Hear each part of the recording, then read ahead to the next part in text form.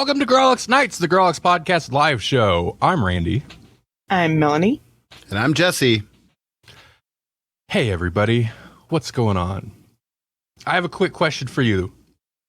Not to derail it before we even get through the intro. How many cute little puppies do you think had to drown before we got seals? Was it worth it?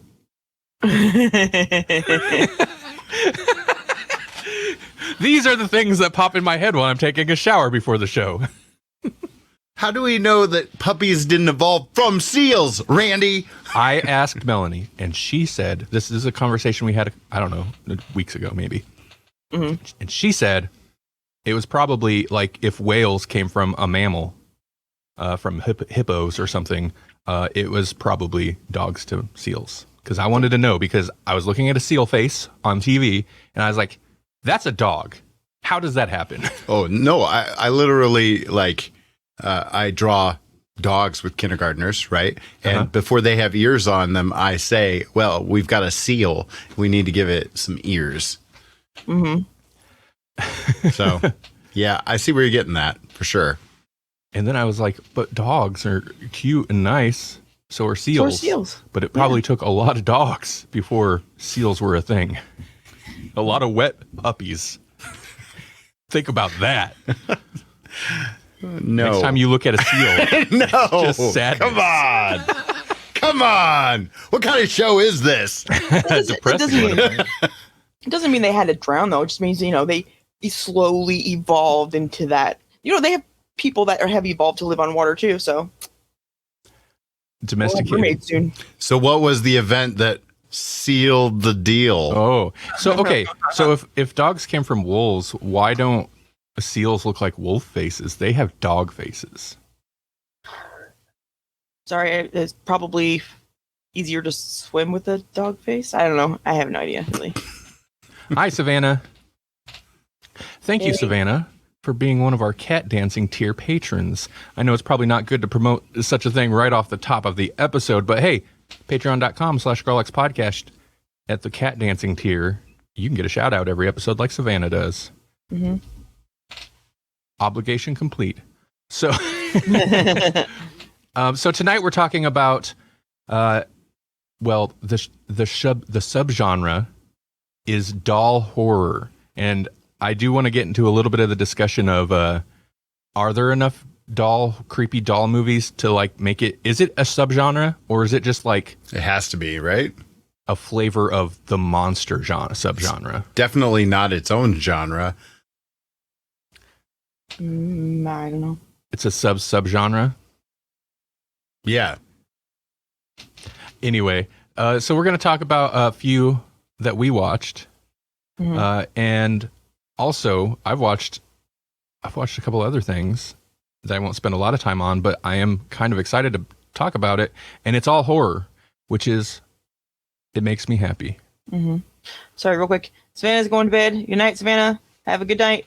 Thanks for stopping in. Take it easy. Hope you feel better. Me too. Paul says he can send me a list of doll movies. That's okay. My mom posted a doll movie on my profile today. Oh yeah. And it was, I think, Trilogy of Terror, but it's got so in looking for a doll movie to watch, I watched some YouTube videos of lists and stuff, and the one she shared with me was one of them that was on the list that I was like, maybe. I don't think I'd seen it, but it's a 70s boom. It's a 70s movie with I don't know, man. It's like a tribal doll or something. Mm-hmm. It almost looks problematic, but I'm just too attuned to PC culture. You're just way too woke, bro. I don't think it is, though. It doesn't have the certain exaggerated characteristics that would go along with something like that. Mm-hmm. But it does make me think of those old creepy looking dolls that they would sell. That's they don't make those anymore. Or shrinking heads. Yeah. like Joe Boo from the Major League series. Yeah, F you, Joe Boo. I'll do it myself. Right. That's the thing to know from that movie. Yeah. What was that? 80s? I think. Oh yeah.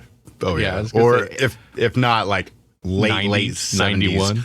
Well, no, Oh. like Major League 2 maybe came out in the 90s, but the first one was 80s for sure. Okay. What a problematic thing in the 80s. That's weird, An right? 80s movie with things that didn't age So well. unlikely. Yeah. Yeah. But first, wow. Super sidetrack. Mhm. How are you two doing? Yeah, I'm all right. Yeah. I love the enthusiasm. Right. Well, I didn't have anything to segue into, but I wanted to say, speaking of things that it didn't age well, and then from the 80s, I mean, yeah. Oh yeah. Us? Us. Yeah. I feel like that's fair. Yeah. I've aged like a fine wine. Okay. Yeah, you do look more and more distinguished every year. I am definitely looking older, but I'm still not looking my age. Mm-hmm. It'll happen. Shut your hole. You'll wake up and you'll look like someone train wrecked your face. Oh, you son of a- It just happens. It's funny because I had a buddy who would like chime in on my Facebook feed because Facebook, and he would make it a point to say that Kiefer doesn't age. I was like, oh yeah, let's put some photos side by side because oh yeah, I have. I will say it is so strange. Like Facebook makes it like occasionally I'll come across people that, I knew when I was much younger and I haven't seen them in years. I mean, at this point, that's all people, but I haven't seen them in like decades at this point. And you'll come across them on Facebook and then just be like, whoa, wow. What happened? Yeah. You live it hard, huh? That life. And then there's others that's like, you look the same. How is that Right. possible? How is it possible that you look the same? Everybody's got a few Paul Rudds in their Facebook timeline. Apparently so. I don't know. Sunscreen. Sacrifice. One of the two. Sacrifices. Sorry, I'm just sharing. Just doing a little pimpage. Yeah, I don't want to. We've sidetracked it quite a bit. Mm-hmm. So We should talk about what we watched. yeah, I want to talk about what we watched. Okay. And something that you probably knew was coming. Melanie and I finished Midnight Mass. Yep. And I still love it. Me too. It was still great. Mm-hmm. Interesting. I still don't want to spoil it, but at this point, I feel like it's out there. So We should still try not to. okay. Well, then I have not a lot to say about it that I didn't say last week. Yeah. I feel like I've heard the main criticisms I've seen of it is just that it's very monologue heavy, and it is. Mhm. It is Yeah. very talky, and the talky is like people giving fairly long speeches, but Right. it's so like kind of character driven, and Mm-hmm. that's, I don't know, that's just kind of part of it. And it's not, for me, it's not a problem because most of the characters were pretty interesting and the ideas it explores are pretty interesting. There's a lot of stuff to do with religion and stuff, but also kind of how that ties into. Jeez, Jesse. Sorry. That sounds like the end of. That sounds like the apocalypse to people That's listening. that's the end of episode of Lost every time. Right. Sorry, I've got a different angle, so I'm not used to this. So I apologize for. It happens.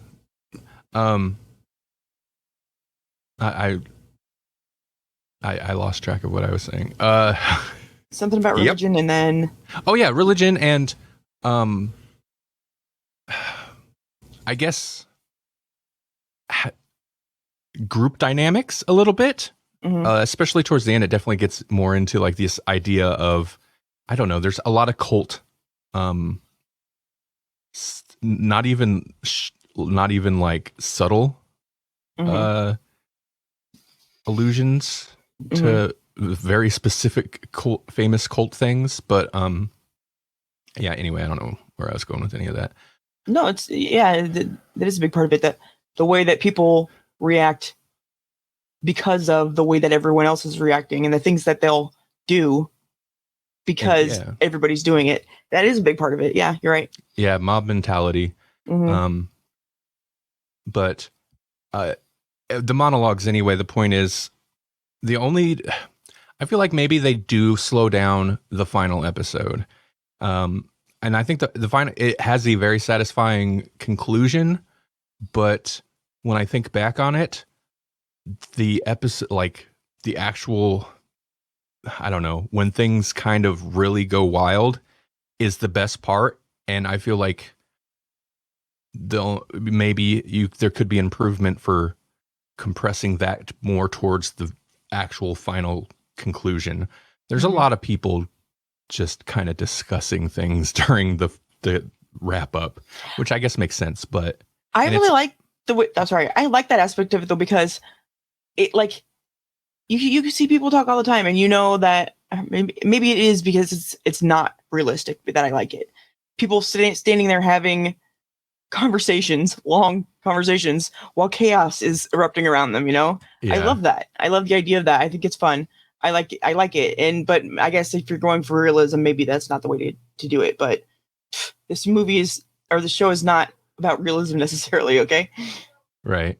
Well, yeah. And I mean, I did appreciate it, but like, yeah, I was just saying that's the one kind of critique, I guess, or somewhat negative thing is at the time I enjoyed it, but thinking back on it, the thing that really sticks with me is I think maybe like towards the end of the episode before the final episode. But you know what? It ended so much better than Bly Manor, in my opinion. Talk about an ending that kind of drug on. Yeah. But Mike Flanagan's great. He can do no wrong. So go watch all of his stuff. Anyway, I don't know if people are watching it. Apparently Squid Games is where it's at right now.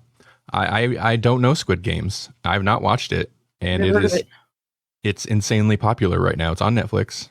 Okay. What is going on? Jesse, you are smiling and chuckling about something. There's something going on, I don't know, in the chat. So I just shut off my mic because I realized, like Paul chiming in on the chat made me realize that I picked a little something up. Ah. Oh my god! I picked a little something up at the con that I was at this weekend. Isn't that's like a Red Man shirt or something, right? I think so. It's official Red Man merchandise right there. It came up in a podcasting group, like, you know, hey, let's share our like worst reviews or 1-star reviews. Yes. So I went and found it again. It's the only 1-star. It's the only 1-star review we have on iTunes. Of course. Is this guy complaining about that one time you made a mistake and mentioned Red Man in the same sentence as Wu-Tang, which, listen, that's they're like best friends. Right. And I reread the review, and it's so funny because, like, clearly it has nothing to do with the show. It's the fact that, like, just the way he called it a what was it, a debacle, and like, if you can't, don't even mention it, or if you can't list all nine proper members of the Wu-Tang Clan, why not just you should have just edited that whole portion out or something. It's like, what? Like, it was like a one sentence thing that you referenced Wu-Tang. Yeah. And it wasn't even the point of the story. He just really doesn't like, he just doesn't like Red Man. Time for some action? I guess not.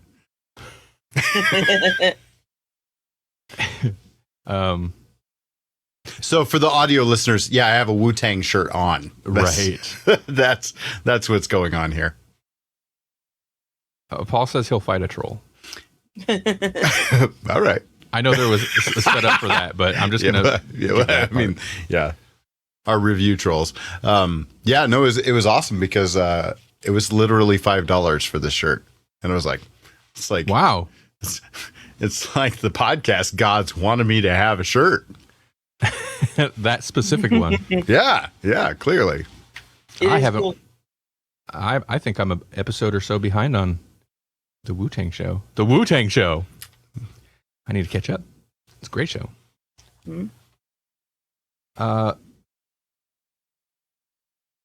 Jesse, did you watch anything? You got a Wu-Tang shirt. That's I got a Wu-Tang shirt. I don't remember if I talked about it already. I got caught up on most of Rick and Morty. I think I talked about this last episode. That's really all I've done in terms of TV, and then what I watched for the show tonight. So that's kind of it. Other than Holly's been watching some Blacklist. She's been watching like all of it. So I got a lot of James Spader voice in the background, and I don't hate that. Right. Like dude could talk about anything, and it's somehow like you're compelled to listen because you're like, when's the other shoe gonna drop? You ever watch Secretary? That's only I believe so. Yes. Yeah. It's the only James Spader movie you need to watch. Is it? Is it? I don't know. It's memorable, right? I mean, it's up. I mean, like that's kind of his flavor too, because that's the kind of movie he came in on, right? Right. So. That's probably that's why he seems kind of weird and seedy and gross in a way. But yeah, I think you're right because he came. Yeah, he kind of rose through a series of. What would they call them? I don't know. I don't even know what that kind of thrillers. Yeah, I guess. Really? Because I remember him from Boston Legal. No, from like 80s movies where he was just like the weird teenager guy. Oh, in the background of oh wait, I'm thinking Eric Stoltz in. Wait, no, which one was in Fast Times at Ridgemont High as one of the buddies? I know Nick Cage was in there. See, I'm thinking of the movie with him as Graham. Sex, Lies, and Videotape. Like that's the one I first saw him in. But erotic thrillers, that's what they're called. And I don't know why, because he's not attractive, at least to me. Well, that's not the point, though. I think Paul nails it. He plays a pervy sleaze perfectly. Mm-hmm. It's almost better if you're not super attractive. If you're going for sleaze. Oh, he is in some weird, like, he's in Pretty in Pink as Steph. Yep. That's in that's the one I remember Mannequin most. Mm-hmm. And Baby Boom, Wall Street. Huh. Well, you know what? I regret bringing it up a little bit, but the whole James Spader thing, I regret it. Sorry. But the other thing that we watched, that if this week's theme hadn't been specifically doll horror, if it had been puppy again with the puppies, puppy horror. They're called seals. Horror. Oh no, God. Had been puppet horror, which we've already done on the show. We did last year. Then I would have, it'd have been a stretch, but I would have shoehorned this in as my pick for puppet horror. But Melanie and I watched Malignant, and I recall, I think I mentioned it on the show before that I was like curious about it because I'd read all these reviews, and like there were so many, even the ones that liked it or disliked it, everybody was like, it's not good, but that twist or the ending is bonkers. So I watched it. It's not good. No. And the twist is spelled out for you? It's so spelled out, like it's telegraphed. Like if people were actually like taken by surprise with what the actual twist was, I don't know what to say. They've never watched movies. But the execution on that twist is what I think makes it so memorable.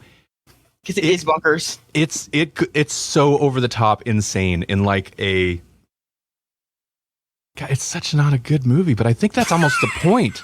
Like the opening scene takes place in 1993, and it feels like you're watching a B-grade direct-to-video horror movie made in 1993. It's just like so bad and trashy, and like trashy not like in a sleaze way, but just like the bad acting and the camera's like insane and the editing's just a little too fast. Like you're like, oh, what is this? And that's how it starts. Then it goes into normal James Wan stuff, which is I'm not a huge fan, and I figured out watching this why. Because first off, it's like kind of the most ratchet approach to horror. Like it's very mainstream friendly horror, but at the same time, he's super stylistic, which would normally be a good thing for me. But like, his style is like, look how cool this is. Hey, this is super cool. I'm like, no, you just do a horror movie. I don't care how cool you feel like your horror movie is. It's not. It's boring right now because your characters are all terrible. Don't put a detective in your thing. The characters are so bad. I felt the same way about the first Saw, and I like the first Saw, but there are parts of that I hated the style. It's too snappy, all the flashes and the cuts, and it's like it's trying too hard.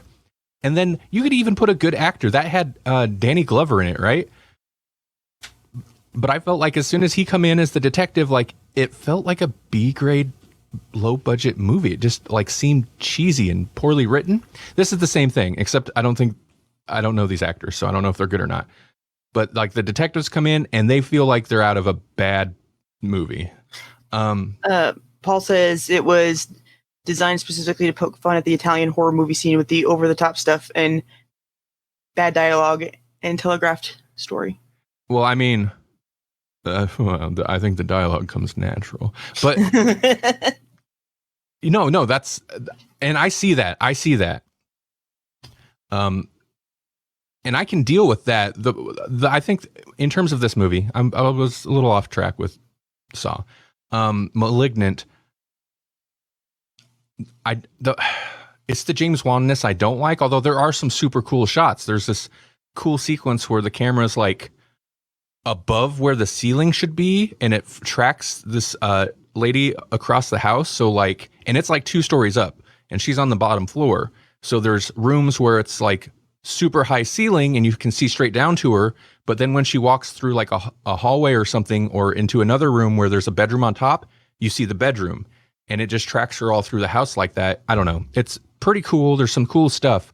But again, it is, I'm not a huge fan of the movie, but it is worth watching because of the end. And again, I figured out what it is that, like, what he's doing. He makes the superhero movies of horror movies, but not necessarily in a good way. No. Well, yeah, a little. No. Because, and this bugged me a little bit, but once you see like the monster thing or whatever it is that's like the threat in this movie, it's so cheesy in a way because it's kind of cool, right? But it's cheesy because it shows up and like you expect, like it's a horror movie, you expect like a monster or something creepy.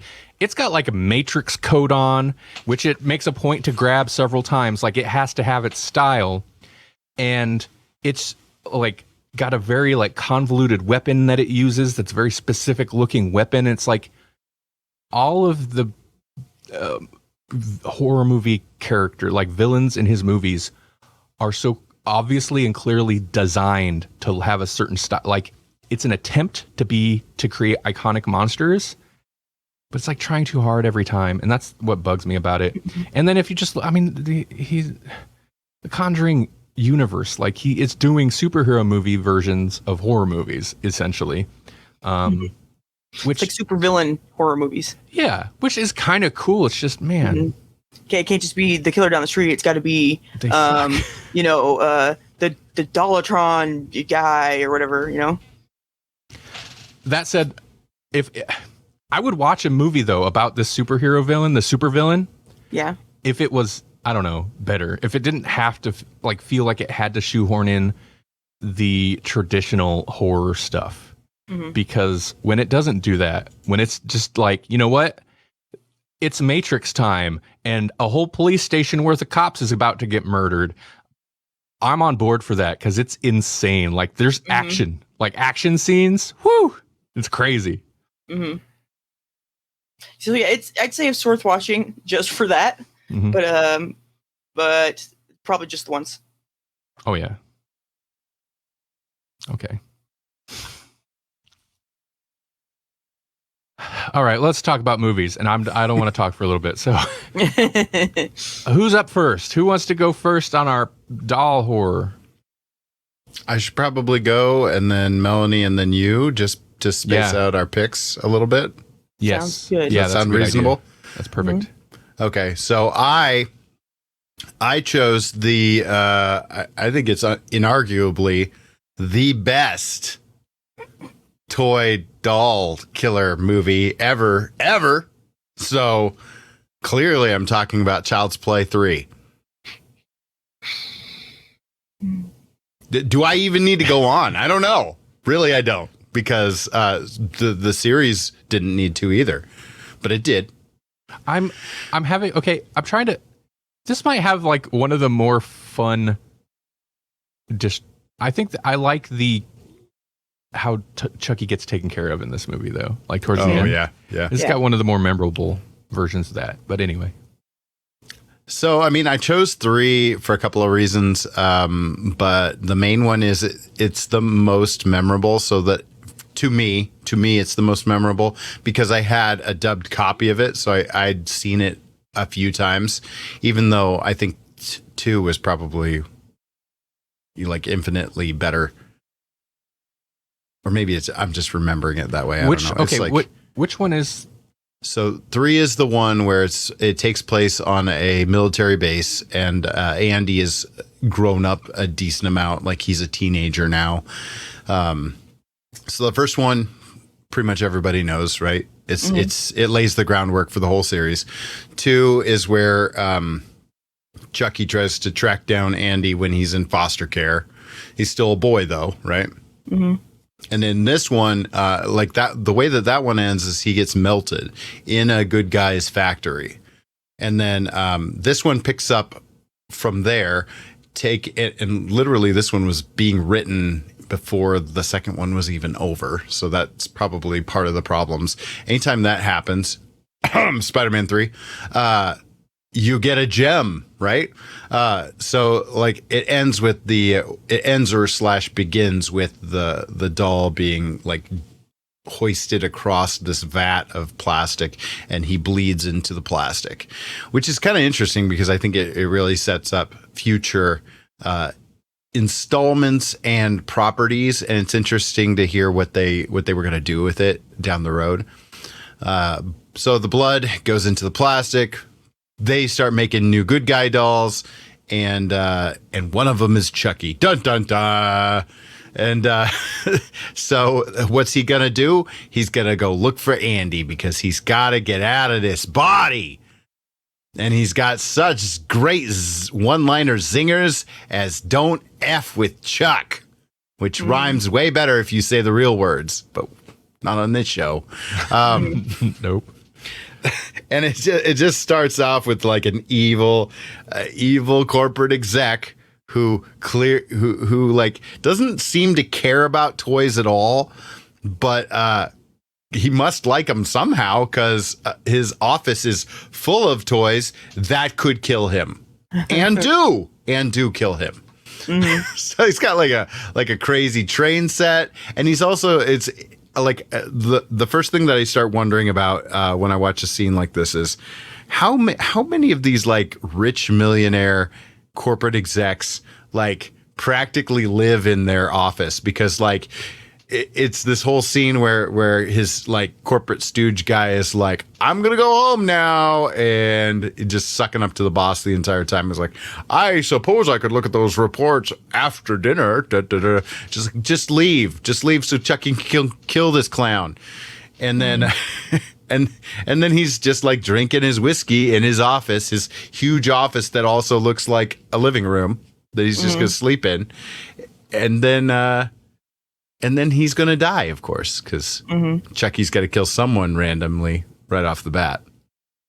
And, right. You know, give us just gems of dialogue. Then it just goes into the plot, and the plot is kind of a mess. I think it's I don't think that the idea is too bad, but it's just like he doesn't the guy who produced this movie doesn't really like this one because he admittedly was running out of ideas. Like what he wanted to do with it was kind of go with the whole multi-Chucky thing that happens in later installments. He wanted to do it with this, and so it makes sense that the blood scene kind of happened, because when you got the blood in the vat, it's like, well, why is there just one Chucky at this point, right? So it sounds like that's what he was kind of starting to set up, but couldn't do it for either money or whatever or maybe technological reasons. Aside from all that, like, this movie looks pretty good. The actors in it aren't half bad, but the plot just gets real weird. Just starts going all over the place and just makes major leaps in logic for the lore. Like right off the bat, Chucky's going after a different kid because he's in a new body. But is he? Like, the part that traveled into a new body is still the same. So wouldn't the curse be the same? But it doesn't matter. It's movies. He's still in the third one. He's still doing the let's play hide the soul, which is weird and creepy. But by the third one, man, that whole shtick definitely is wearing out its welcome. Right. And go ahead. Sorry, go ahead. No. I was going to say in the I don't even understand really in this, revenge, but why he would go after Andy, because he doesn't have to have Andy's body. It could be anybody's body if he can even do that, because at the end of the first one, he says he's stuck and he can't now, Right. Yeah, they throw away that whole premise right off the bat. Yeah. Right. I still question his obsession with Andy a little bit. But it's so interesting. Man.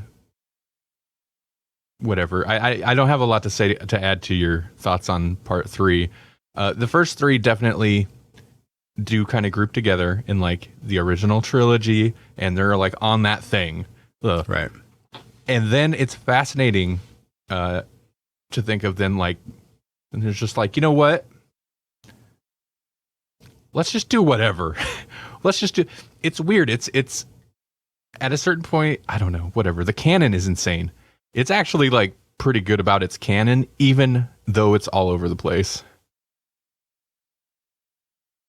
Yeah, they keep track, even though they they go all around. So one of my favorite over the top moments in this movie is they start in the toy factory, they wind up in the military school, then the military school goes on a night games kind of mission with paintballs, but that are just real guns that somehow paintballs are in. Somehow it's that's not how paintballs work, and you'd all be wearing face masks even if those were paintballs. So there's leaps of logic, but whatever, it's movie magic. But my favorite thing is then, just for whatever reason, there's a carnival. Yeah.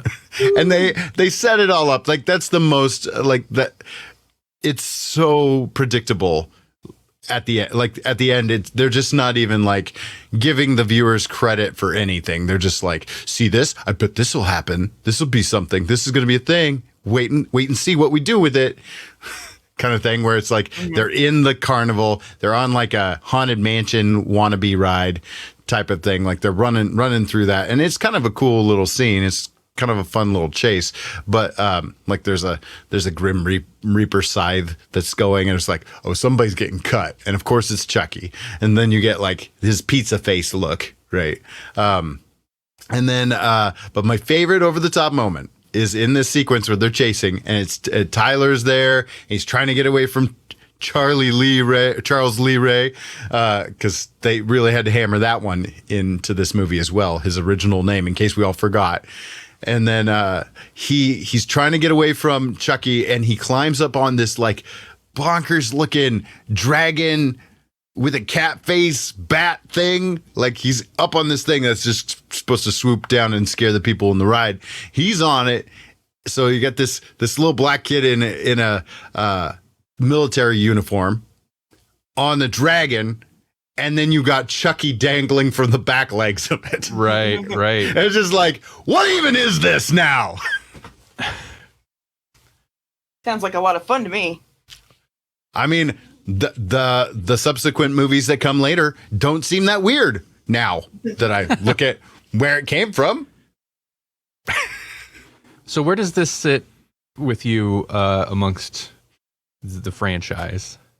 So it's rated as the lowest of the low. I have some nostalgia feels for it because, like I said, we had a dub copy. I watched it a lot as a kid. As a kid, I'm much more forgiving of this movie. So I put it above Seed. Seed just bothers me. I don't love that movie. So Seed is my lowest one, probably. This is just above that. Maybe tied with Cult. I don't know.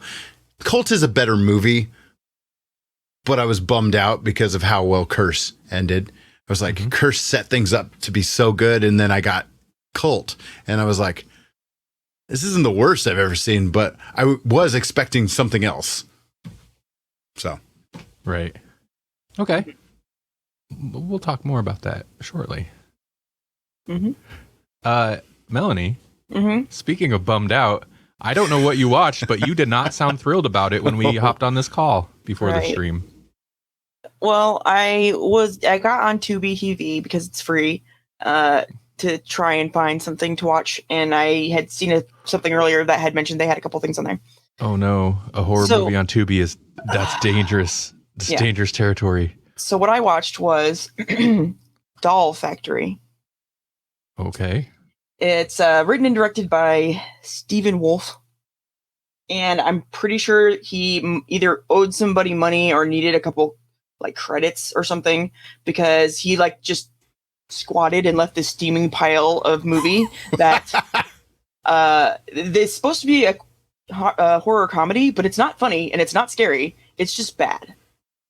I think his aim was like, I'll tell you the plot, I guess, maybe. It's Halloween, and a group of kids leave a party, go to this abandoned doll factory that's been abandoned since the 50s. I don't think it would still be there, but anyway, that's not even that relevant. So they're there, and one of them has a witch's book she found in her mom's closet that they sit down and decide to form a pentagram and read from in this abandoned doll factory, because that makes sense. And then they start, and then some dolls are possessed by whatever, I guess, demons. I don't know. The dolls are ugly. They sound like Mickey Mouse. They talk, which Oh no. Yeah, they talk. They sound like Mickey Mouse. There's a bunch of them. The jokes are bad. The acting's bad. The cinematography's bad. The dialogue is horrible. There's no plot. The effects are all crap. Let's see what else. It thinks it wants to be like a funny cult classic movie, but it doesn't try hard enough to be a good movie or a bad movie. It's just, So all the dolls are the same based on this cover right here? All of the dolls are the same, yes. Oh, okay. And then that guy is I don't know what he is, the master, which I don't really understand his purpose. It's supposed to be about dolls, but it's gotta have a puppet master. Yeah, well, it's dumb. It's dumb. That scene right there. I'm gonna tell you about that scene right there. That on the side. This chick walks into some barbed wire and falls, and she's like, "Oh, am I hurt?" And the guy's like, "Yeah, you could say something like that." And then you look at it, and I'm like, and that happens over and over in this show. People will have things decapitated from their body, and they're like, Oh, oh my God, my arm is gone. Come on now. Oh, it's so bad. Yeah, it looks. It's bad. Yeah. Oh, well. Yeah, I mean,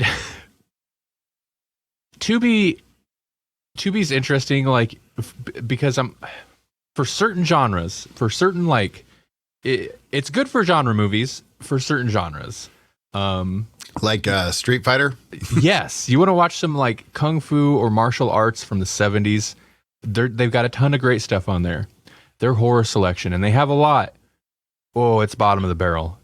There's a lot of real rough stuff in there. I've started and stopped several movies on Tubi because I'm like, oh no, never mind. Well, Paul likes it, but you reminded me also I don't know, this weird. Oh God, Paul would like it. Apparently, sometime in the 70s, there had been another thing, and these guys read from some other book and stopped it, so they have to come back and do that again. And they're really old now, and it's just a dumb. And it's not even like they read from a book, and it's stuff like Ramalama Ding Dong, blah blah blah blah blah, like literal stuff like that. Crap. Like they're not even pretending to read Latin. It's I don't know. It's not my brand of comedy horror. The comedy didn't. It sounded like it definitely wasn't going to land the horror. So the comedy didn't land for you, huh? It did not. Okay. They made a lot of sex jokes and it has that in common with Chucky then. Yeah.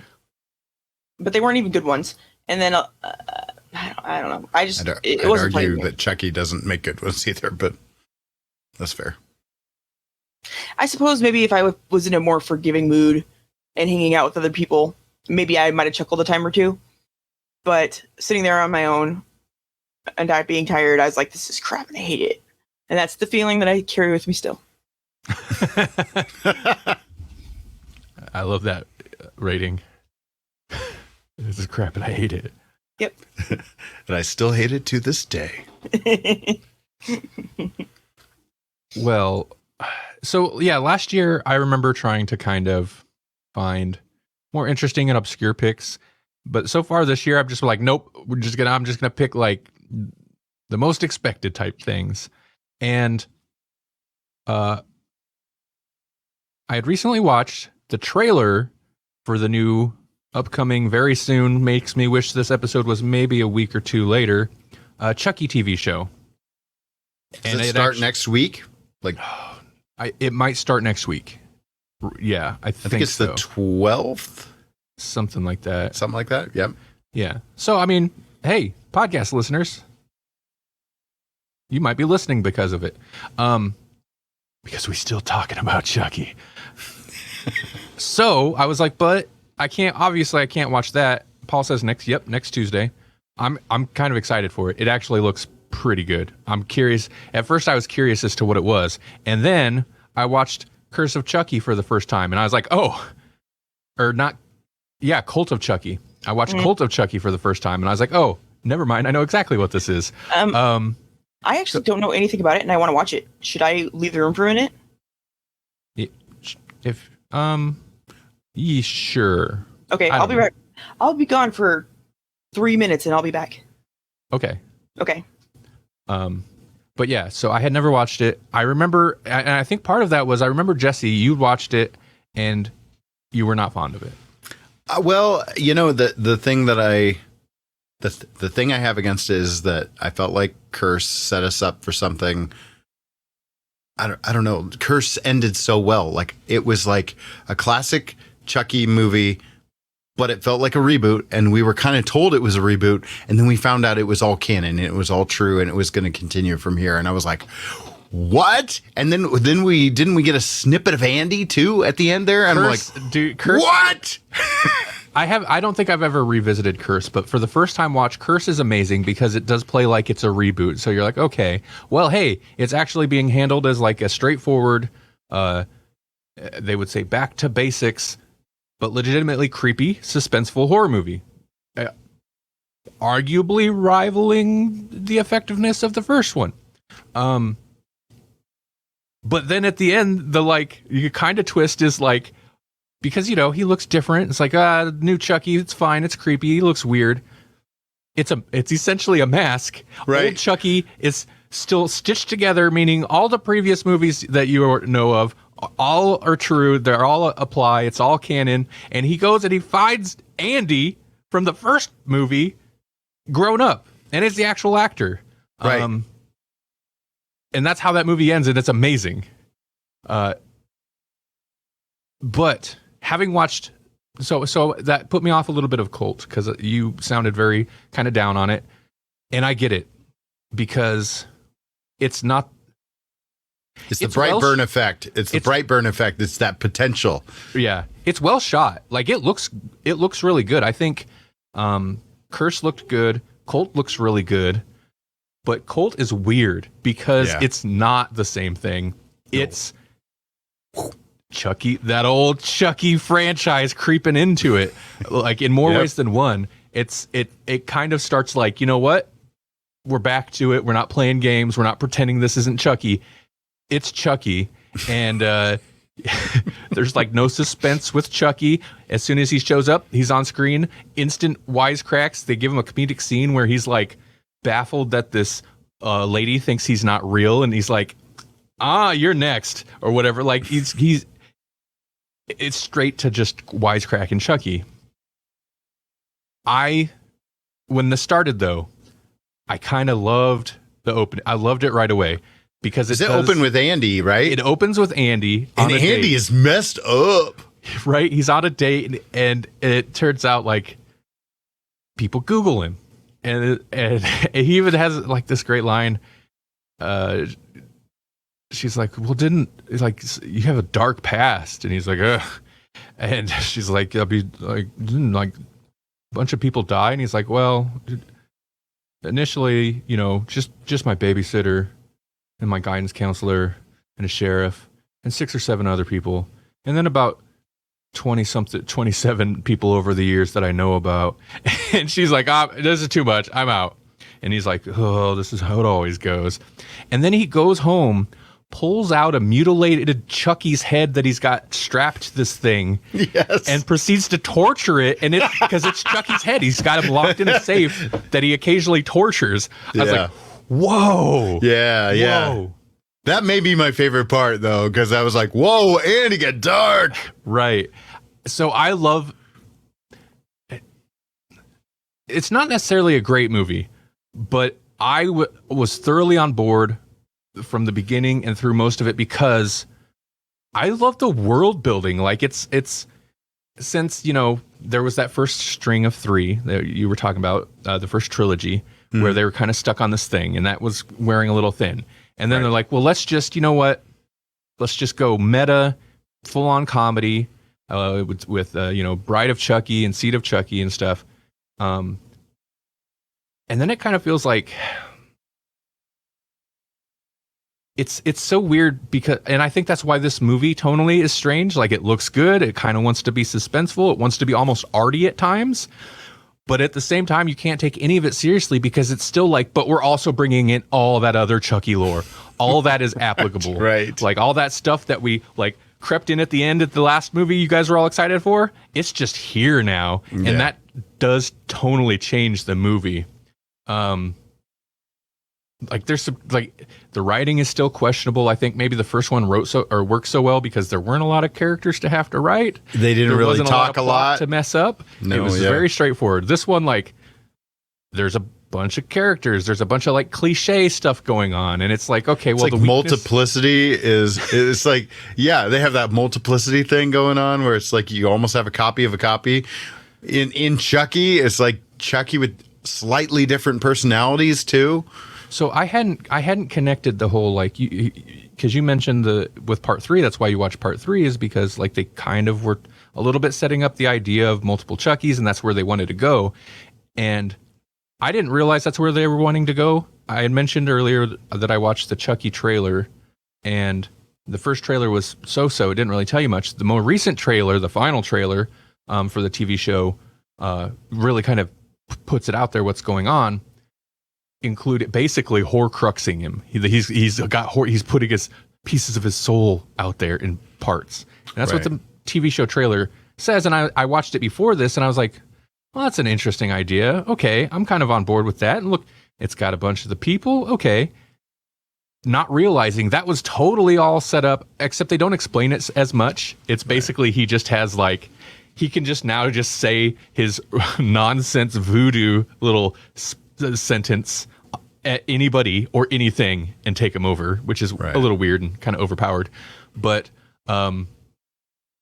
yeah, I watched this, then I was like, oh, I rewatched the trailer, and after the end of this movie, and I'm super excited for the show because it's got all the people.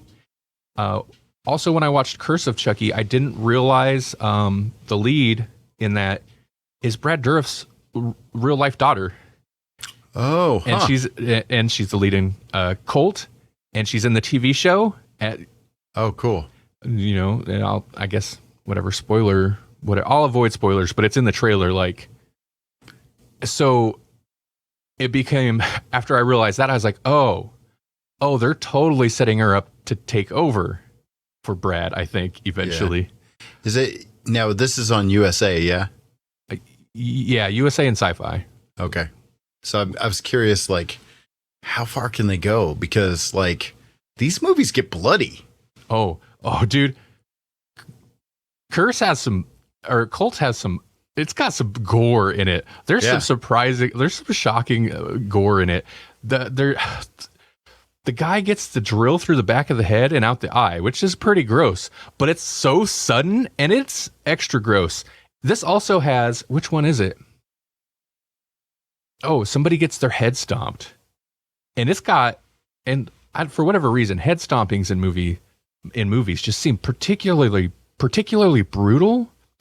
It's got one of the more abrasive ones, I feel like, just because of the way it's done.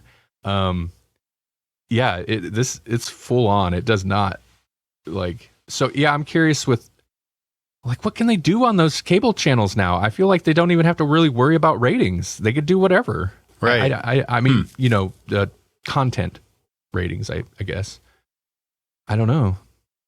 I mean, they can be clever about it, and that'll be fine. I just want to make sure that, like, they don't totally tone it down, because even the funny ones, the kills have always been like, I mean, like, cartoonishly garish a little bit. When did Tiffany get Jennifer Tilly's body back in the, like, canonically? This, because Colt had a line that was hilarious. Seed, right? That was the point of Seed. It was the point of Seed for sure. Okay. Yeah, it must have been. Because I remember they brought Jennifer Tilly in at a certain point. Right. Okay. That was in Seed. That was in Seed, because they were going to find her, because they needed, I think they needed it in order to carry the baby to term or something. I don't remember why. That's what I mean. Like, that movie is so bonkers to me. At a certain point in this, she's on the phone and maybe talking to Andy. She calls Andy and he's like, "Who is this?" And she's like, "Tiffany, Jennifer, I don't even know anymore." Like, and that just seemed like such a meta, like, right. And it's so weird because the franchise is both weirdly good about its canon, because it's got Andy, it's got, you know, it tells you what happened to the little girl from the last one that I totally forgot was even a thing, and makes her kind of the punchline at the end of this movie, or her fate, I guess. And like, it's weirdly good about its canon, and that's kind of at this point. And Paul had said by 3, who's watching Chucky for plot? At this point, I'm kind of hooked because of the weird overall plot. Because of the weird lore. Yeah. But at the same time, like, it's super loose also, because you've got Jennifer Tilly / Tiff. You got Jennifer Tilly driving. It's the only thing I know her from now. It's the only thing she does. The Tiffany doll is also alive and in the back seat. Like, it doesn't matter. That's right. Yeah, it doesn't matter which is which. They're both her. But I think that's also kind of the point. And Are you done yet? Okay, yeah, I'll avoid. I'll stop with spoilers. Okay, I do want to say about the end, and this is not a spoiler. If I didn't know the show was coming, the end would like knock several points off this movie because this is not a standalone. Like it has its story, but it does not like.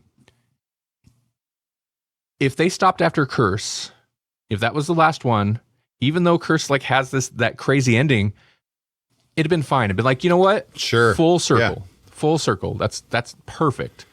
This one does not do that. This one is clearly setting up something. And if I didn't know the TV show, Paul said that was an eerie, are you done yet? If I didn't know the TV show was coming, yeah, I'd have been kind of upset because it's just like, this is like The Matrix 2 or whatever. Like this, there's no ending to this. It's not a standalone movie. So I'm sure that probably maybe weighed on your initial opinion of it as well, Jesse. Yeah. Yeah. Also, though, it's not a great movie. And maybe that's part of it. Is we watched a bunch of horror that night, and this was supposed to be like the hat trick. This was supposed to be maybe how we were going to end, or maybe it wasn't that night, but it was like the weekend. Like we watched a bunch of movies, and we watched like Christmas Horror Story. And I was like, man, this is really good. Like I was ready for good horror, and I was like, I'm excited. There's a new Chucky movie out, and that last one was so good. Let's see what this is. And it was like, whoa. It's interesting because it doesn't go full like Seed or Bride of Chucky.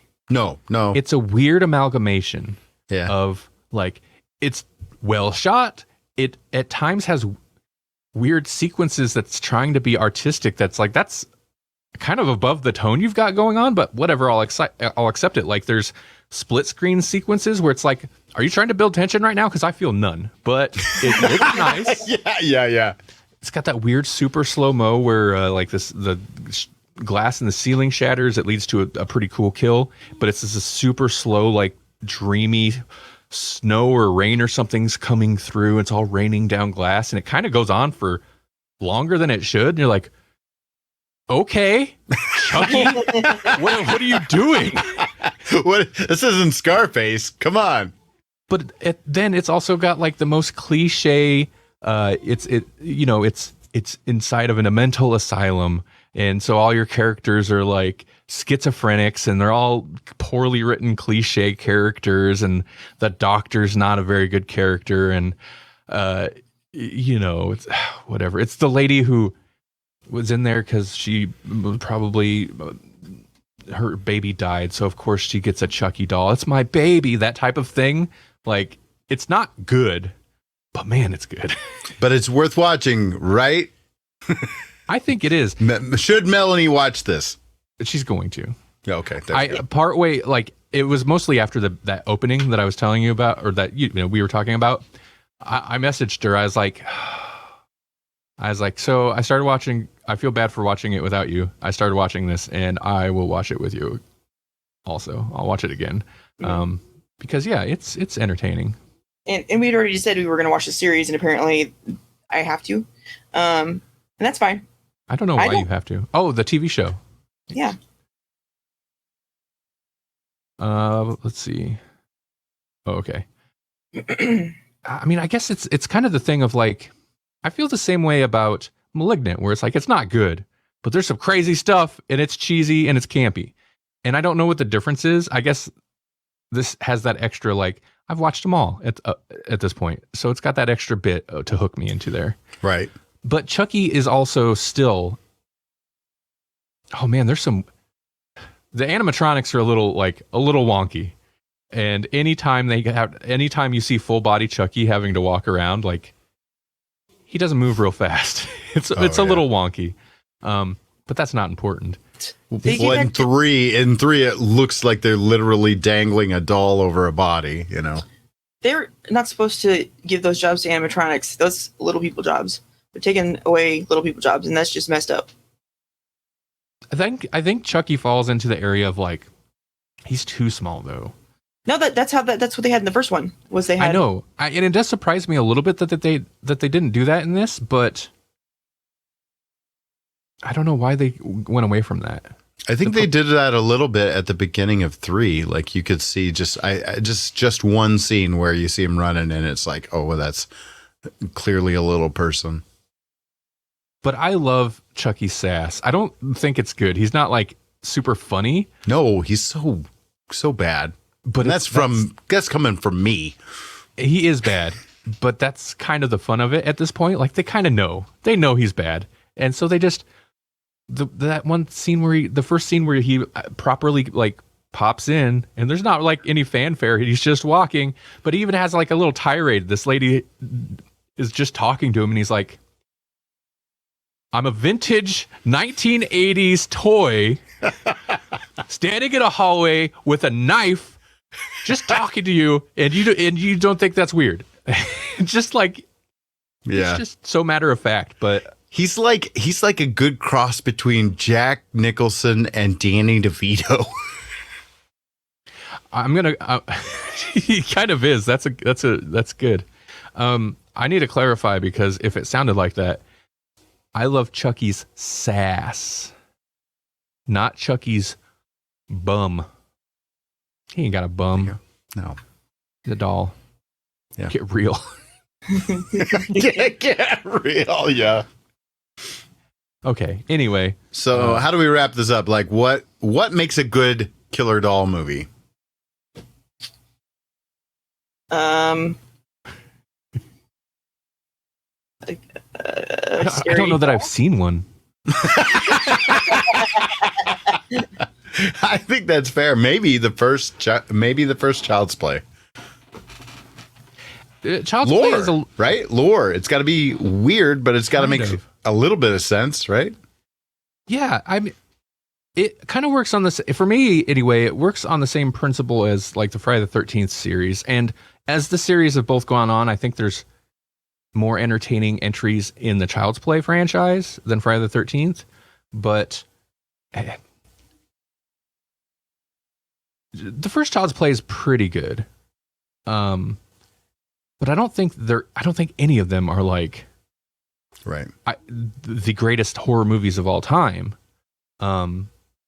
So I don't know. It does kind of come on to like then it has to be character, right? Like you come back for Chucky, you come back for the character. Same thing maybe with the Puppet Master movies, even though they don't really talk or anything, like they present a certain character. Mm-hmm.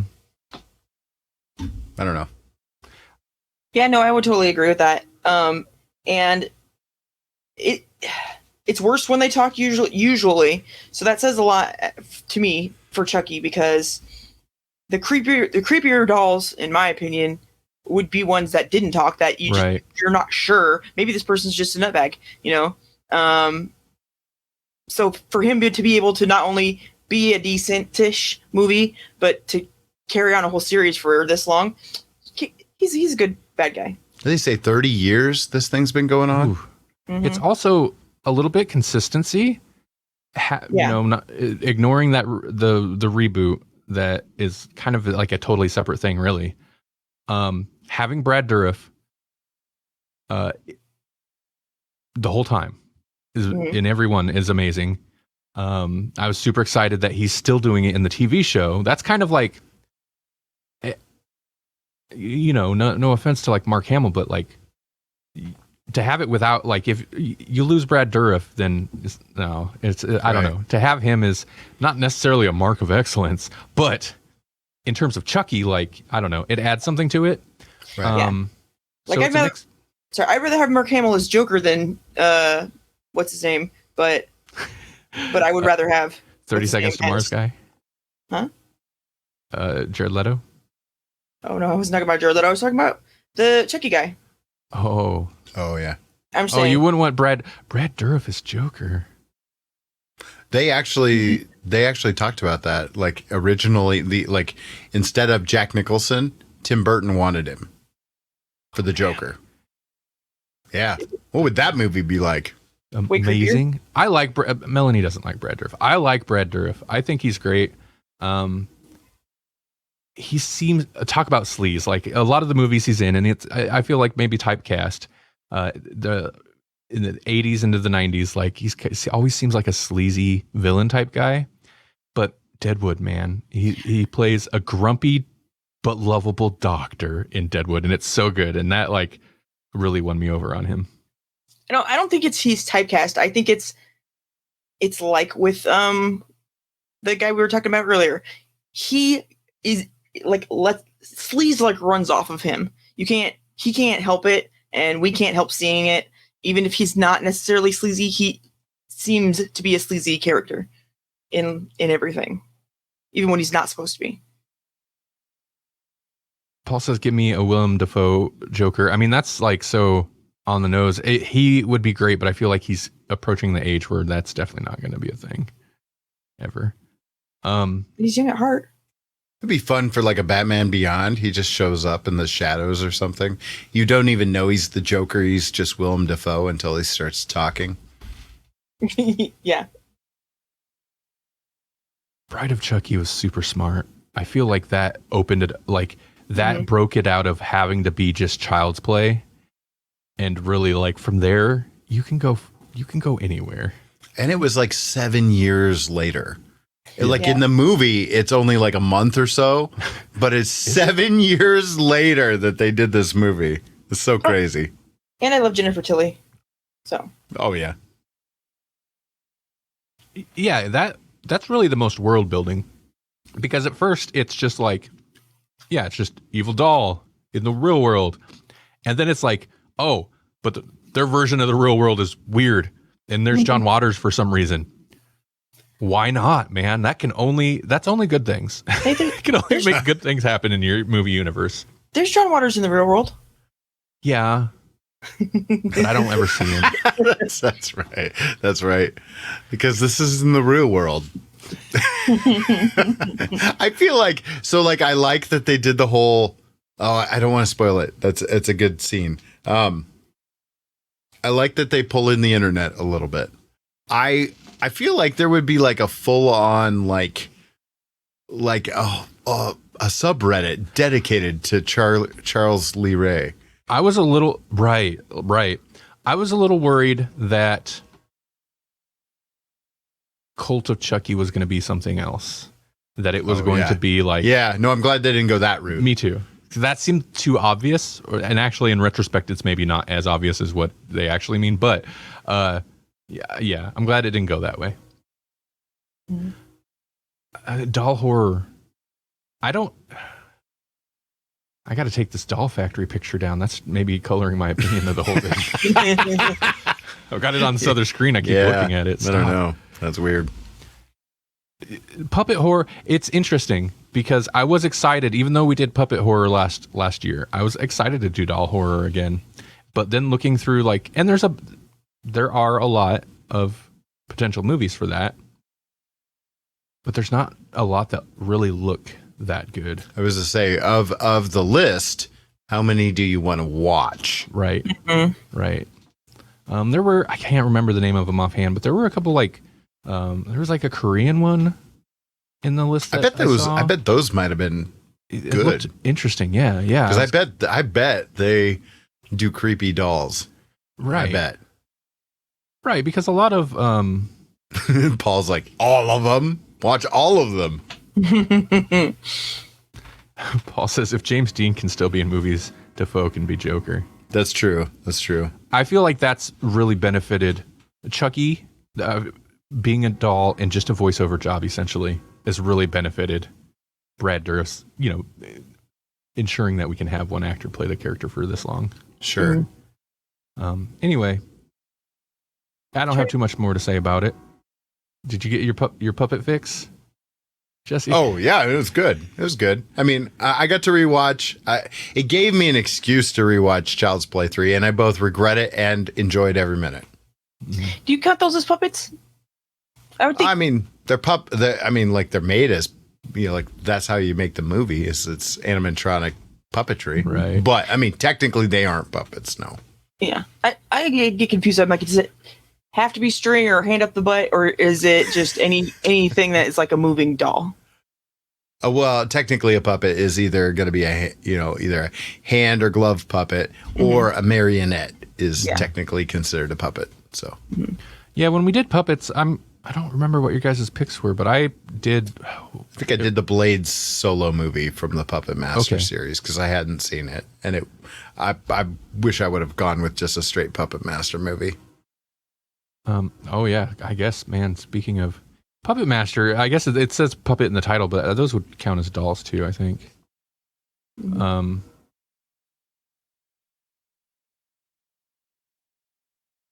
Really?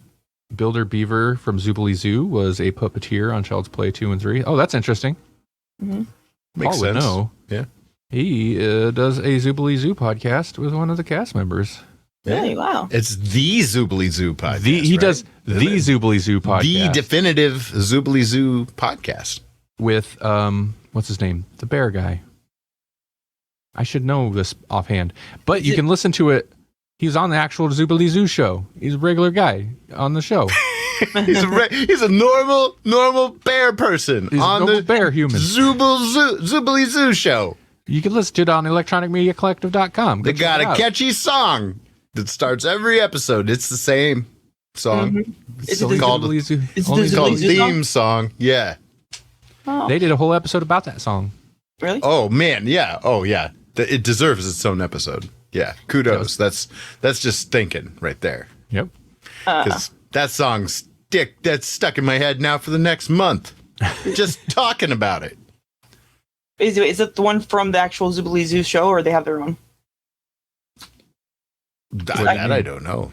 I No, the actual song. They talked about the song. Yeah. I've got it in my head, Oh, for sure. and I never heard We it. all do. We all do. If anyone watched that show and is listening to us now, they've got that song in their head now. Yeah. Lookout Bear, Michael B. Moynihan. I'm sorry, I had to say it weird. Butchered it, right? Yeah. That's a good Irish name, and you just butchered it. It's fun to say. I wanted to make it last.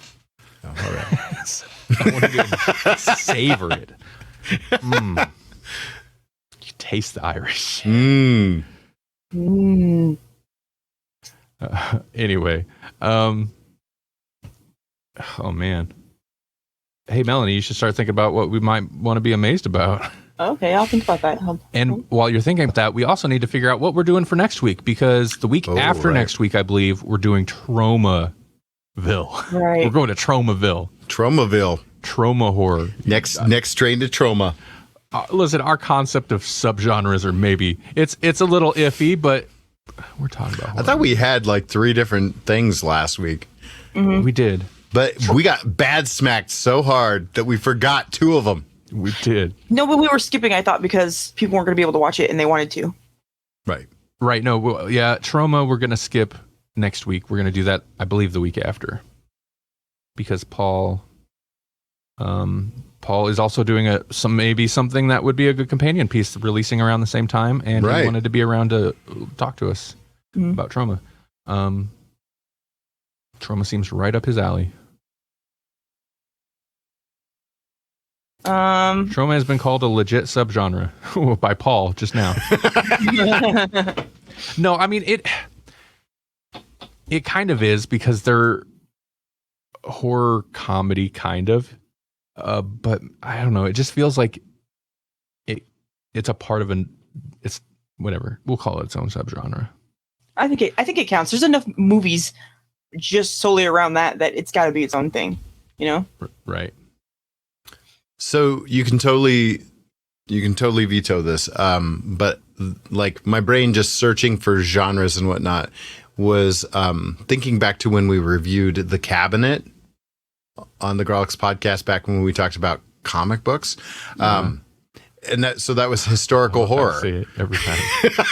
There's just slight disdain every time when we used to talk about comic books. Like, remember that? Remember when everyone was happy and we loved life? No.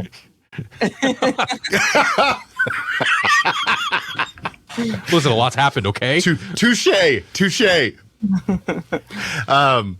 Sorry. So like historical horror. I don't know. Ooh. Yeah. Because that opens it wide up. I mean, like you could do stuff like Shutter Island even could be considered historical horror. I don't know. Yeah. The Vivitch. The Vivitch. Yeah. Oh, I like what? Ravenous. Oh, that could have been a comedy horror too, because it's kind of tongue in cheek. No pun intended. But yeah. It's got tongue in cheek. Oh, ha. No, but it does have like, I mean, it's not Idle Hands or Evil Dead, or it's not like attempting to be schlocky, but it's got a weird humorous tone to it. But anyway, Ravenous, as in the 90s Ravenous, not there's other movies called that. That movie's great. The Others? I'm trying to remember if that was a period piece. Yes, it definitely The Others, yes. The Others was good too. Yeah. Nicole Kidman. Michael Jackson. That's not early Michael Jackson. That's what always pops in my head. Is from one of the scary movies, I think. Spoofed part of that thing, and she goes in there's somebody under her sheet, and they pull it off, and it's Michael Jackson. Oh God! Yeah, why? I don't know, but that's what always sticks in my head. It scared me. That sucks. That scared you. This is the scariest thing I've ever seen in a movie. Historical horror. I feel like there might have been something else we were going to do, but we're doing that now because that's a great idea. Yeah. All right. Also, I wish there were more Western horror movies. There are very few. Yeah. But I wish there were more. Ravenous almost fits into that. It's about the right time period. But I've seen a couple that are specifically like Western horror movies. And I feel like it's a genre that's, well, what was the one? Not The Cabinet necessarily, but there was a comic book I did read that was Manifest Destiny, maybe, where it was basically... Oh, yeah, that was great. Oh, yeah, maybe, yeah. Yeah. East of West or something? East of West is in the future. Oh, that's right. Yeah. But it was... Manifest Destiny was a Lewis and Clark expedition. Oh, yes, yeah. Yeah, like, that one was great. The West... Man, I love comic books. Yeah. I do, but I like Western horror. I don't understand why there's not more of it, because that's such a freaking scary time period. Like, unknown lands and like creatures and people trying to murder you all around, Yeah. It's just the setting itself lends itself to it so well. Yeah. Dysentery. Jeez. Yeah, Paul mentions Jonah Hex. Could kind of sort of maybe fall under Western horror. It should, if they made a good movie based on Jonah Hex, because I feel like that movie that's still like in the mindset of, well, it was a comic book, right? We got to make it comic booky. It's like the Max Payne movie. Oh my God! Why was there supernatural stuff in that? Why was there an angel? Like what? Just because it's based on a video game doesn't mean it has to be a sci-fi thing. Max Payne doesn't have... Max Payne is a throwback to tongue-in-cheek, hard-boiled film noir, depressing detective stuff, and they throw angels and Marky Mark in it. Stop it. I'm still mad about that. That was like 15 years ago or something. Makes sense. It's not charming like a Bob Hoskins Mario Brothers. No. Mario Brothers is like ridiculous fantasy, and they're like, we're gonna make it gritty sci-fi. Like, well, that's weird. Okay. Just keep Chris Pratt out of it. We're good. Bring back John Leguizamo any day. I don't know why his name is Luigi Mario, but okay. So stupid. That's because they're the Mario Brothers, so they both have to have Marios, Oh man. No. We have a Hispanic Luigi. I didn't even ever think of that. Oh yeah. Why? I don't know. It doesn't make any sense. I mean, I love John Leguizamo. You can put him in any role, but why? Pretty weird, huh? I never considered. They don't look anything like brothers. If you were drunk enough, which they were, it all made sense. Yeah. Don't hate the Funky Bunch. I talk about Marky Mark. Come on. That's not even a reference to Marky Mark. That's a reference to like SNL jokes made about Marky Mark back in the day. Holy crap. I'm old. Okay, Melanie. Right. Yeah. What should we be amazed about? I'm deciding, should you want to be depressed or just like, oh wow. So let's go, oh wow, I guess. Okay. So scientists have done some biochemistry research, and they have, for the first time ever, directly observed a Q reaction in our cells, in human cells, that respond dynamically to changes in a dynamic or a magnetic field. So basically, our cells inside of our cells at a quantum level interact with magnetic fields. That's like how birds can, get around, because they know their way around because of the magnetic fields. They use those to navigate. A lot of animals do, but it's not just a bird thing. Apparently, it's just built into cells. So we have the ability, if we paid attention to it, maybe to also use that sense, I guess you want to call it, maybe. Which I knew this already, that people kind of could do that, because they've trained people on it, where they like have a belt on that will like buzz when they're buzz on the side that's facing north. And then they take it off after a month or two, they take it off and they can still feel where north is all the time. But yeah, so they have proof that it happens in our cells. And the reason I believe is, this is where it would get more sciencey, but it's something to do with, what are they called? Some kind of weird pairing in the cells. Cryptochromes. There we go. Okay. And they're involved in with your circadian rhythms. Those are the ones that, it's your sleep cycle then. Mm-hmm. Weird. Yeah. So if I don't get enough sleep, I won't be able to figure out where true north is. My internal compass will literally be spinning. Maybe. We're gonna say yes. New sciencey stuff, but it just amazes me that it's not even like an evolutionary thing necessarily. It's just something that happens naturally inside your atoms. That's nuts to me. Oh wow. Yeah. Oh wow. Wow. So train yourself to always find north, and you won't get lost ever again. Oh, I'll figure it out. Jesse, you got anything exciting coming up? No. Not at all. I will be releasing music this month. Whoa! It's stuff that needed to be released for a long time. Like I said last week, it's not necessarily new. Some of it's been released. Like some of it's a kind of collecting various songs I've done that like went out on like a compilation over here or a thing over there that never got a proper album release. Some of it's stuff that just was unreleased, and I finished. I think the artwork for it, for the cover art, and oddly enough, that's oftentimes the thing that I get hung up on when it comes to releasing an album. So. And I'm not like a remix, but remixing it and remastering most of it. So it should sound better since some of them are pretty old. Yep. There's hope for the 100, Paul says. There's always hope. I mean, not if I keep coming up with random things for me to do, like put out albums.